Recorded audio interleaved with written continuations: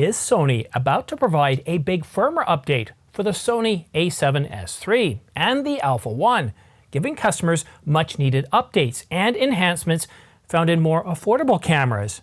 Well, then stick around after this short break for all the details. But first, subscribe to this channel for a chance to win a Canon EOS R5. I'll be giving one away to one lucky subscriber once this channel reaches 100,000 subscribers. Anyone above the age of 18 with a valid mailing address is eligible. Additional terms and conditions are linked in the description down below. Canon has provided over 10 firmware updates with major enhancements for their 5 series camera, the Canon EOS R5. Nikon has also provided many firmware updates to the Nikon Z9, giving it additional enhancements and capabilities. And Lumix, of course, has provided a series of firmware updates for many years for the Micro Four Thirds as well as full-frame cameras, building a strong sense of customer loyalty and support.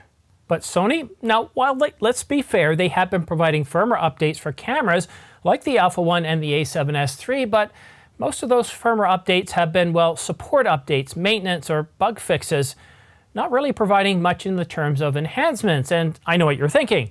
Firmware 1.3 provided us with some compressed RAW capabilities, and of course now in 8K we can now record in 10-bit 422 instead of just 10-bit 420. Arguably those should have been in the camera from the start, but still it is an enhancement to existing capabilities.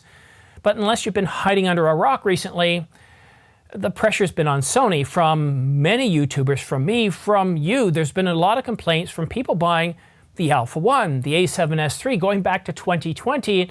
Every time that Lumix or Nikon or Panasonic drops a firmware update, or sorry, Canon provides a firmware update or Nikon provides a firmware update, Sony customers are going, and maybe I'm not going to be loyal to Sony when they're coming around with an update to the Alpha 1 or the a7S III. And who can blame you?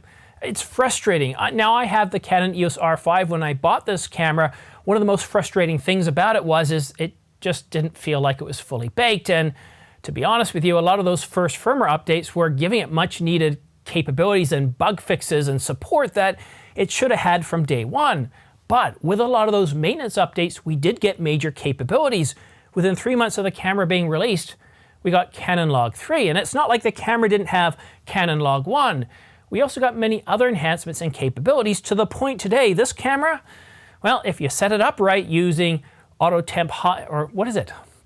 Auto temp power off set to high, well, the camera just isn't going to overheat. Not going to overheat 96 degrees Fahrenheit, 80 degrees or 70 degrees, and that's what, 35.6 degrees Celsius. Anyhow, you can shoot in hot environments and it's not going to overheat through firmware updates.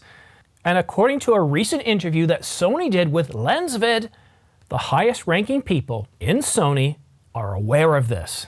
So it's good news, right? They're aware of our calls, our cries for support, for, well, not abandoning us and giving us much needed capabilities that we're finding in cameras that, well, cost quite a bit less, like the original A7C, the A7C II, and A7CR, all these cameras that are coming out for much less than the Alpha 1 or even the a7S III. And, well, 3 years. August of 2020 is when we got the a7S III. And no major enhancements to that camera to bring it up to date to what some of these entry-level cameras are getting in terms of autofocus, video, and stills capabilities. But let's go back to VidCentral, because it's not like, well, Sony is making any promises or letting anything slip. Referring to the statement where Sony said the highest ranking people are aware of this, LensVid did see a glimmer of hope, but I don't. Let's talk about Canon for a minute here. That 30-minute record limit that Sony cameras haven't had for how many years?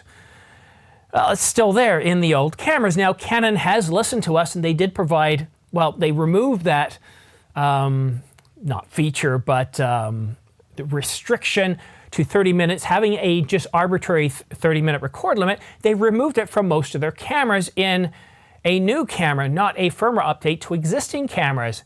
And as far as third-party lenses, well, it's been a few years and we still don't have any approved third-party lenses from major camera manufacturers like Sigma and Tamron. Sure, we have received a few one-off a few one-off lenses that have been announced with manual focus, and that's just got a lot of people upset. So just because Sony is listening, just like Canon is listening, it doesn't mean that they're necessarily going to give us what we're asking for. So that whole interview with LensVid talking about how Sony execs are listening to us, well, it doesn't make me feel very good. And let's look at Panasonic too, one of the companies that arguably has the best firmware support update program on the planet, constantly releasing firmware updates, giving major new capabilities to cameras that are 4 years plus old. Well, recall how they teased customers about the Panasonic GH6. It took 5 years to release this camera. They promised it was going to come out in what year? 2021, and sure enough, we had an announcement plan. People were expecting the camera to be announced, and it didn't happen. But then 2 weeks later, we got another announcement, and you know what?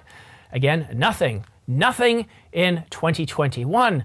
But then at CES, well, Panasonic teased us a little bit further, saying that, yep, a camera to not be named or something to that effect shall be coming soon. Again, teasing us after 5 years.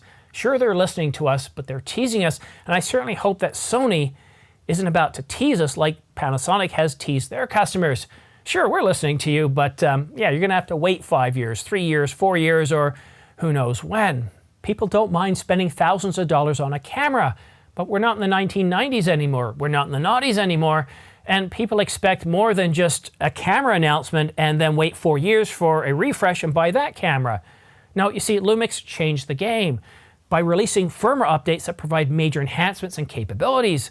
Then Canon jumped on the bandwagon with the Canon EOS R5 with some 11 firmware updates, and then Nikon started doing it as well. So Sony, while you have released a whole bunch of firmware updates for your cameras, they're mostly support and enhancements, support and bug fixes. So if you're listening, Sony executives, please don't just hear us, but act on this, because you've got a very loyal customer base. You've got somewhere near 26.1% market share in worldwide digital cameras, and that's a big deal. And if you start increasing your support to your customers by just releasing some enhancements with some firmware updates with enhancements to capabilities, you're going to have a lot of very happy and satisfied customers, and you're likely going to grow your market share a little bit more. Unless, of course, Canon comes out with a, well, support for third-party lens manufacturers approving Sigma and Tamron and others, then you might have a little bit of a battle. But let's go ahead and approve some firmware updates. But last week, Andrea, the editorial director and owner of Sony Alpha Rumors, said that the Sony Alpha 1 and the Sony a7S III will get a major firmware update, and then further reiterated that in his most recent video published today. I hope so. I really do hope that we get a big firmware update for the Sony a7S III, a camera that I've shot with. I love the Sony a7S III, and despite what some other owners, or I should say owners of other camera manufacturers have said, the menu system in the Sony a7S III is good. It's good enough that it doesn't get in your way. I've been shooting with Canon for many years, and when I got the Sony a7S III, it didn't take me more than about 45 minutes to turn the camera on, put the battery in, dial in the settings, and shoot my very first video with it. I like the a7S III. But when I look at the Canon EOS R5, a camera that was announced 1 month before, and that a lot of people were comparing the different capabilities of the cameras from a video perspective, well, I feel that Sony has largely neglected it and not listened to the wants and needs of their customer base, their loyal customer base that want to see enhancements. They want to see just some of those capabilities that were brought out to the A7C and other cameras like the A7 IV. Just give it a little bit of an update, not take away from the future A7 V or the A7S IV, but just give us a bit of an update to say, hey, you know what, thank you for buying a Sony camera. By the way, we want to give you some enhancements to make you feel like, you know, you're being supported, just like Canon's doing, just like Nikon's doing, and just like king of all of these firmware updates, Panasonic Lumix is doing. I really do hope that we do get a big firmware update this year, and according to Sony Alpha Rumors, it's supposed to be happening sometime before the end of 2023. Well, it's now October. October is kind of one of the biggest months of the year for camera announcements, at least in the second half of the year. A lot of announcements are expected. Canon lenses, maybe some Canon bodies, but definitely Canon lenses. We're also expecting the Sony a9 III.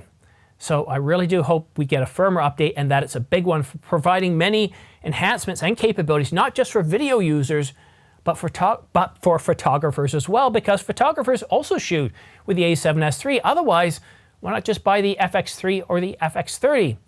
And if you want to stay up to date on all the latest camera gear news and rumors, specifically when Sony does announce, I'm just having a moment here. When Sony does finally announce a big enhanced firmware update for the Sony Alpha 1 or the A7S III, well then go ahead and subscribe and make sure you choose all notifications.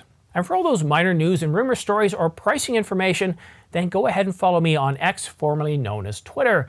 I'm always tweeting out information, and sometimes I'll tweet something out, go to bed, wake up in the morning, and then produce a video. Sometimes I'll just tweet something out and say, yeah, you know what, this one isn't quite big enough. Or if I want to tell you about a sale, like $300 off the Canon EOS R5, the R6, the Canon EOS R5 and the R3, both still on sale at B&H right now. We're seeing lots of sales, and as we get closer to Black Friday, which is not far away now, right? We're getting pretty close. We're less than 2 months away. Expect to see lots of sales on Sony, on Canon, Panasonic, Nikon, all of them, and I'm really excited about that. So follow me on X, formerly known as Twitter, to see up to date on the latest sales. And boy, we're expecting some really good deals. So Amazon.com, B&H, and Adorama. One word of disclosure, I do get anywhere from 2 to 12% back depending on what you purchase, and it goes back to help supporting this channel. But that's it for now. Thank you so much for tuning in. We'll see you again soon. Have yourself a great week, and I expect a pretty robust and exciting October. Cheers.